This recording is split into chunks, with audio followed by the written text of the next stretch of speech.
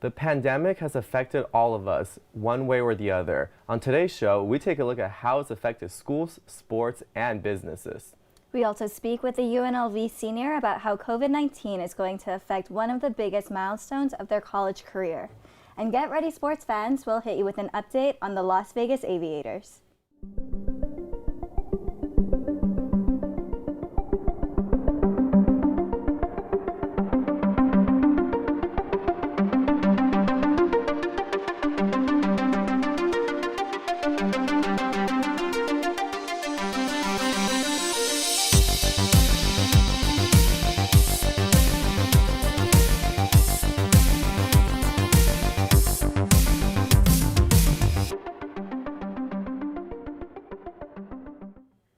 Happy Thursday, Rebels. Welcome back to Studio G, news made for the Rebel in you. I'm Lewis Anderson. And I'm Sydney Arpano. Thank you for joining us. Have you enjoyed hosting this week? I have. I think we've been doing a lot better than our first show on Tuesday. Yeah, rocky waters to smooth sailing from here. Yes, we're doing very well. The Las Vegas Aviators will be up to bat on May 6th. The Major League Baseball Commissioner, Rob Manfred, decided to delay the season by 4 weeks due to health and safety reasons. Their first game will be against the Sacramento River Cats here in the Las Vegas ballpark. Las Vegas clubs and pools are reopening this weekend after months of closure from our state mandates due to COVID-19. Omnia at Caesars Palace Hotel and Casino and Wet Republic at MGM Grand will open this Friday. Later this month, Liquid Pool Lounge at Aria will reopen on March 12th. March is Women's History Month, and Yavni Gully has the insight on how organizations on campus are celebrating. This past Monday was International Badge Day and the start to Women's Empowerment Week. International Badge Day was started in 1997 by the National Panhellenic Conference as a day for sorority women to wear their badges or Greek letters to celebrate their sisterhood. It is a tradition not only for the Panhellenic Councils, but any other women's organization to celebrate Women's History Month in March. This year, UNLV's PHC went virtual with their celebration, posting photos of women wearing their badges on social media. On their Instagram pages, you can find more information on how to continue to honor Women's History Month and Women's Empowerment Week. Reporting for Studio G, I'm Yavni Gully. You can check out how these sorority women are celebrating all month long on their Instagram at UNLVPHC. Starting this week, CCSD has a partial reopening in the form of a hybrid learning option for its youngest students. Jonathan Corral checked in on Paradise Elementary to see how the hybrid opening has gone for them. After nearly a year of online learning for students across the county, CCSD has decided to offer a hybrid learning option to students grade pre-K to 3rd. So as of right now, since I guess our numbers are getting low, they decided to do the hybrid model. So some families will rather keep their kids in distance learning, but for the ones that are ready to come back, we offering them to come face-to-face 2 days a week. Of course, this opening is not without its concerns. For our part, like the staff, I know some of our teachers, especially the ones that are elder, are concerned because, it's their health that it's endangered. Like we hear on the news that, the children are the carriers and they're the ones that they can pass it on to us. There's also concerns about how soon the hybrid reopening was planned out. It was kind of difficult because the time frame that they've given us, I feel is not enough, especially, all of the requirements they wanted for the sick room. Before it was just the health office, right? Just all the sick student will go there, but now they require that there'll be a sick room aside from the well room. Mask wearing and social distancing are obvious rules that schools will have to follow, as well as new procedures with how to deal with sick students. Before, they could just send the student to the health office because we didn't have a sick room. But now there are 3 points of service that we have to follow. It always starts in the classroom. So if a student is sick, then the teacher will call the front office. And from the front office, they will let us know, or they can determine if to send someone to the classroom. And then that person will take the temperature of the student and decide if that student's going to go to the sick room or the well room. So that is currently how we are working it right now. The hybrid plan may be enough to serve the youngest students, but it's still a big question as to whether or not schools are ready to reopen at 100% capacity. For me, honestly, as a nurse, I believe that for the pre-K to third grade, it's working. We're not really swamped right now. During the reopening, we've never had a student in the sick room, no, even in the well room. But for the April 6th one, if ever parents will be sending more students, I believe it'll be kind of tricky on that part, because that's going to be a lot of students, and the front office will be busy, the health office will be busy, and even if we have backups, it's kind of difficult, but I believe that we'll be able to do it, but it's going to be tough. Hopefully, elementary schools across the county will be able to follow precautions and make this hybrid reopening a success. Reporting for Studio G, I'm Jonathan Corral. If things go smoothly with this reopening, it could be a hopeful sign for future reopening of all schools across all grade levels. We all look up to someone. Could be parents, teachers, or coaches. They give and give and give, and then they give some more. Their impact, immeasurable. Their sacrifices, too many to count. So to all the mentors in our lives who helped us get to right here and now, thank you. Coming up next, reporter Valentina Menchikov will introduce new changes happening to McCarran Airport. McCarran Airport in Las Vegas is getting a new name. The Clark County Commission has unanimously decided to rename the airport to Harry Reid International Airport. Patrick Anthony McCarran was an American farmer, attorney, judge, and Democratic politician who represented Nevada back in the 1930s to 1950s. McCarran had a role in establishing the United States Air Force, as well as sponsoring the McCarran Internal Security Act and being an advocate for aviation. He was also infamously known for being anti-Semitic and anti-immigrant. The new change is set forth to honor Harry Reid, who represented Nevada for years as a senator, as well as served as majority leader. Here's what one UNLV student thinks. I think it just shows that everything today is heavily politicized, and, however much bad stuff he did, he was obviously important enough to Las Vegas to have an airport named after him. And I feel like it really disconnects the people who live in Las Vegas and people just coming in, because everyone here knows it as McCarran, and I think that Harry Reid International Airport, it's not I don't think that was universally agreed upon for the people of Las Vegas, and I feel like I know some other names. It'll be interesting to see our airport in a new way. Coming up, Dejan gives us our weather forecast for the weekend, and we have an in-studio interview live on Studio G. So don't go anywhere. I'm always the first one up. I'm always up for a challenge. I'll overcome any obstacle. I don't believe in limits. I refuse to be average.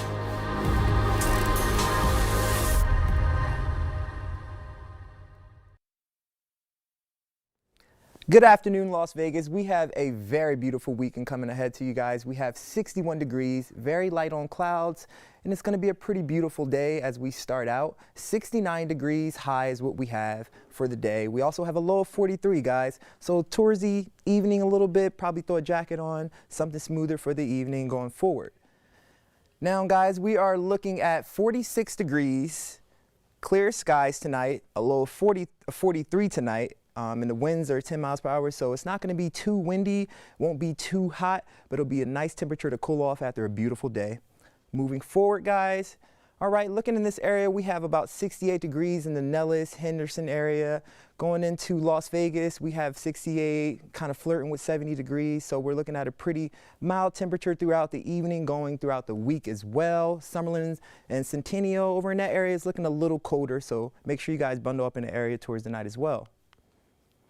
Starting for our 5-day forecast, guys, as you see today, we also have 68 degrees. As I said also earlier, it'll be 45 throughout the night, so make sure you guys are aware of that. 74, 75, and 74 again, guys, on Sunday, and 69 on Monday. So, guys, we're looking at beautiful weather, clear skies, so make sure you're getting out with your families and enjoying the city, guys. All right, that's all we have for weather. I'm going to toss it back to the desk. Homelessness is an issue that affects many people. It is a state of being which leaves the most vulnerable in our society to suffer through exposure, hunger, and illness. However, a local group of activists have come together to try and make a difference through volunteering, with an emphasis on building a community and with what could be the first steps in lifting people out of extreme levels of poverty. Every Friday from 9 a.m. to 1 p.m., volunteers gather at the United Movement Organized Kindness Center to make a difference in their community.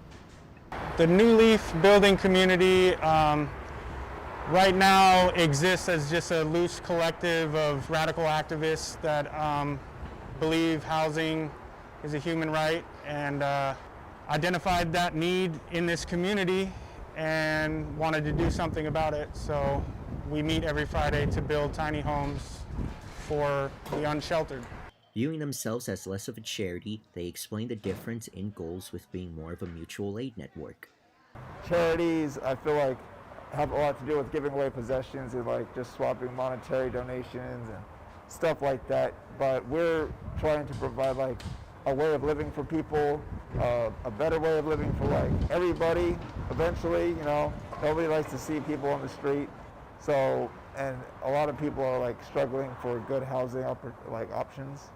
So we're trying to like provide like a personal relationship with these people that have a need. Back in December of last year, nearly 30 huts were bulldozed over as ordered by the local government. The city cited trash and waste concerns. New Leaf have their own thoughts, however, as to why this was carried out. We're a completely 100% community-funded, community-built project. In the midst of a pandemic, we were able to raise $16,000, $5 here, $10 there, just from everyday people who are struggling to get by themselves, but believed in the project and donated anyways. And with that $16,000, we were able to build 26 tiny homes. And what really scared the state, why I think it was destroyed, is we were trying to create a fully self-sustaining community. That's what scares them. You know what I mean? Is empowering these people and creating alternative systems, alternative communities outside of the system that render them obsolete. In order to ensure that doesn't happen again, New Leaf is trying to communicate more with city officials, as well as advocate for ways in which they can have more freedom to continue their project. When it comes to like what the government is doing, they could sort of make a space for the more mutual aid grassroots efforts, provide space for them, laws that will accept what they're doing, lease land to them to use, spread the work out. Instead of trying to handle it all themselves to get whatever grants they're looking for, whatever like press like exposure they're trying to get a vote, you know, instead just spread that work out to some of the nonprofits that are willing to do this for free or dirt cheap, and support your community. You know, we're all in this together, so that's the biggest thing. And remember, Rebels, if you're interested in helping out with this project and want to volunteer, just swing by the United Kindness Organized Movement Center. Reporting for Studio G, I'm Jonathan Corral. If any Rebels are interested in following New Leaf's progress, you can find them on Instagram or check out their website at newleaf.com. Don't go anywhere. After the break, we have some more Jonathan as he sits down for an interview with Studio G. For generations, America's veterans have stepped up and made great sacrifices to protect our families and our freedoms. But today, with the COVID-19 crisis, many veterans are struggling just to get by. Thousands have lost their jobs or closed their businesses, leaving them unable to provide for their families or get the care they need. More than 50% are 60 or older. Many have disabilities and chronic health conditions. It's time for all of us to step up to help those who have given so much. At DAV, we've been helping America's ill and injured veterans for 100 years. But right now, the need is greater than ever. Give to the DAV COVID-19 Relief Fund and help us provide critical services and financial assistance to veterans who are struggling. Go to dav.org/helpvets or call now. Your donation will make a life-saving difference for our nation's heroes. Good afternoon, Rebels. I'm Jonathan Corral here with a live interview with Joey Lankowski, one of the founders of New Leaf Building Community. Thank you so much, Joey, for taking the time to come out and speak to us today. No, thank you for having me on. Appreciate it. Yeah, so I mean, just to kick this off, so one of the conversations we had during our original interview, talking about, New Leaf and other mutual aid networks and how mutual aid is really structured in a way, we kind of discussed how, a lot of structures in America are very vertical in their hierarchy, where it's very top down. You have your bosses and CEOs at the top, middle management, and then people at the bottom. Whereas mutual aid networks kind of promote this idea of a horizontal power structure where power is kind of shared amongst the community.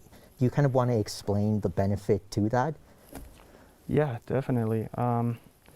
Yeah, I'm an anarchist, so we kind of view hierarchies in general as an imbalance in power. So a horizontal structure empowers people, from the bottom up rather than that top down that you're referring to. Think of the military or corporations. You've got somebody at the top and they tell somebody below them what to do, and so on and so forth. And it creates a disconnect. And also the ideas come from the top down, so it's only coming from one individual or a small pool of individuals. If you have a horizontal structure, everybody's input is heard. Decision-making processes are based on consensus, so everyone agrees. And if you're hearing everybody's ideas, you have a larger pool of ideas to pull from, then it's more likely that the best ideas are going to rise to the top and you'll make the best decisions because you're hearing more options and everybody's agreeing on what is best for the organization. Mm-hmm. And another thing was, one thing I asked Robert in the original story about this that unfortunately didn't make it in, but I could ask you is that, there might be some people that kind of make this argument of why even bother building kind of these homeless huts when there's already, shelters that homeless people can just go to. So kind of explain why that's not always the ideal option for unsheltered people. Yeah, that's, first of all, it's a misconception. It's not an option for everyone because they do, even when they're operating at full capacity, they would fill up every single night. So you could wait in line for hours and then still get denied. Now with COVID, some are operating at half capacity, some less. Some have experienced closures due to exposure. So yeah, there's definitely not enough beds for everyone. And so that's a common misconception that the police have when they're enforcing it. When they're performing sweeps, they'll tell them to go to shelters because there's beds available. Well, yeah, they'll perform the sweeps, at dawn. So that's when they're kicking everybody out of the shelters, and then they don't let them back in until the evening. So yeah, there's beds available, you just can't get to it. And then you'll be waiting all day in line only to be turned away, So it's, there's that problem. There's not enough beds. Then there's all kinds of reasons why an individual wouldn't want to stay in a shelter, from bed bugs to getting your belongings stolen. There's a limit on how many belongings you can bring in. So if you have a lot of items that are important to you that you don't want to give up, then that's just not an option to you. If you use drugs or alcohol, you're not going to be able to get into a shelter. We have one low barrier shelter, which technically isn't even a shelter. It's the courtyard, and it's an open air facility. It's basically a gym mat on the floor, and they pack about 300 people, you know, mats within an inch of each other. So if one person's got COVID and you cough, yeah, you're outside, which is better than being enclosed, but you're so close together that, I mean, everybody in the vicinity is going to get COVID. And they've had a lot of positive tests there. So there's just the congregation aspect of why you shouldn't go to a shelter right now because of COVID. There's other health and safety concerns as well, from abusive staff. I spoke to a woman who was raped by somebody at the courtyard that worked at the courtyard. It has since changed who's running it. It's a different group that is paid millions of dollars a year to run it. So there's a lot of reasons why people don't want to go to a shelter. If you can imagine having that many people in such a small space, just the different types of issues that would arise. I don't think it's dignified or that anyone should be subjected to that against their will. So if you're saying you can't be here, you need to go to a shelter, it's like, no, they should have autonomy over their bodies and be able to decide, no, I would rather sleep outside than be subjected to what I would be subjected to in a shelter. So thankfully there are programs. Federal funding has come down through the CARES Act, and Clark County is using some of that funds for non-congregate shelters. They've been able to open 2 motels where you have your own room. So it's a lot safer in terms of COVID. These are, the problem is only elderly folks or immunocompromised people qualify for those rooms, and then there's only 2 motels that they're doing this at. We could have a lot more, but the city of Las Vegas decided to use their CARES Act funding to pay themselves. It was used, 90% of it was used for payroll, so they literally pocketed it, robbing all of us, really, of money that should have gone to us in some way, shape, or form. And then Henderson bought a brand new entrance to their city hall. They, you know, that's how they used most of the money. So the money's not getting back to us. The representatives aren't doing their jobs, and that's why mutual aid groups like ours exist, because it's not trickling down, and it's creating more problems in the community. So we see a problem, we identify it, and we figure out how we can best address it ourselves.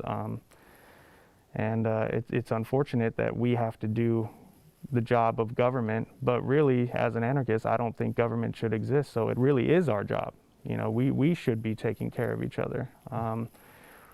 We are the people that live in the community. These politicians live in gated communities, you know, in their ivory towers, and are so disconnected from the day-to-day struggle of the common, you know, Las Vegan, that they're not in a position to make the decisions that need to be made about our lives because they're so disconnected. So, you know, that just further goes to that point of top down. You know, they don't listen to our wants or needs and really aren't concerned with how to best meet them. They're only looking out for themselves, it seems like, especially when they're using funds designated for all of us to pay themselves. Yeah, well, I mean, I think you give a really great breakdown of kind of like the issues concerning everything and why mutual aid is probably the best shot, you know, community organization in general, the best shot at kind of beating these oppressive systems that do kind of keep people in their place and kind of trap them in a way where they can't move socially.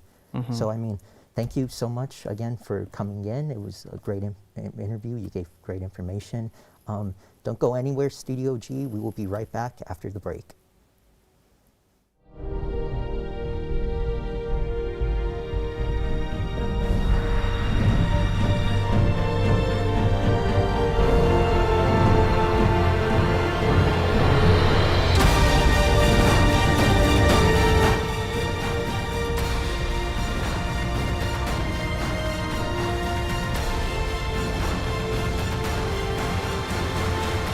Always ready, always there. Visit NationalGuard.com to find out more. This weekend, the men's golf team will be participating in the Jackrabbit Invitational at the Boulder Creek Golf Club, while the women will head down to Tucson to take part in the Arizona Wildcat Invitational. Women's volleyball is heading up to Logan, Utah to take on Utah State for a weekend series in hopes of keep their undefeated season alive. Baseball will try to give the Lobos of New Mexico State their first loss of the season during a 3-game series here at Earl E. Wilson Stadium.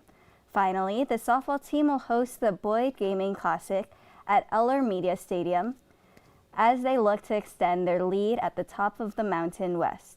Check back with us on Tuesday to see how the Rebels did over the weekend. President Joe Biden's COVID relief bill was approved by the House of Representatives this past Saturday.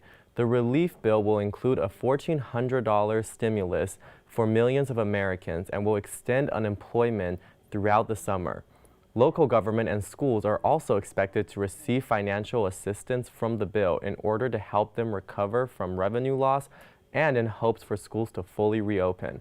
Other areas the bill seeks to help include vaccination development, small businesses, along with landlords and renters who suffered economic loss.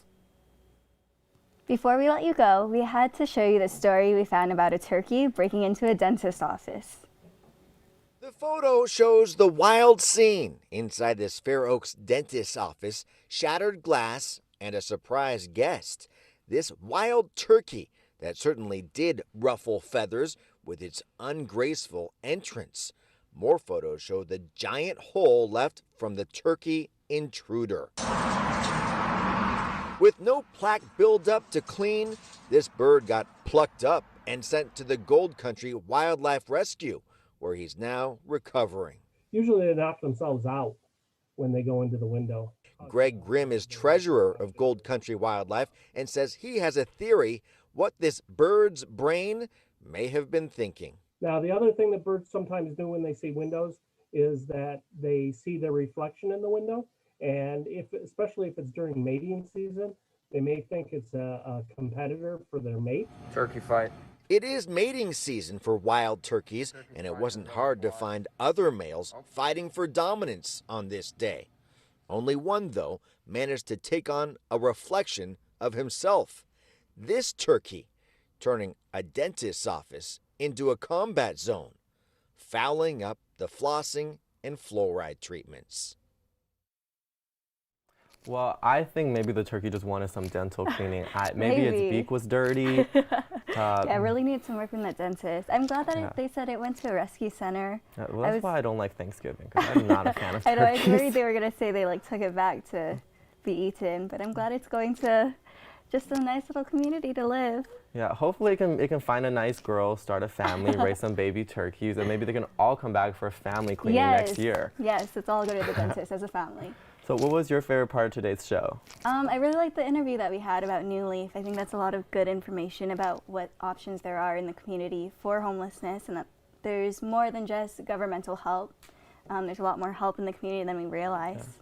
I think it's definitely more important now than ever for us to help each other throughout this pandemic, since we've been in it for so long, and there's no clear sight of when we're gonna go out. I know, and I think this week marks a year that we've been in quarantine. I think by spring break it starts a year. Yeah, Remember when we thought we were just crazy. getting 2 extra weeks of spring break? We really thought. That was a lie. We were as confused as the turkey trying to get into the building. That's all we have time for today. I'm Sydney Arpano. And I'm Louis Anderson. Thank you for watching Studio G, and we'll see you next week.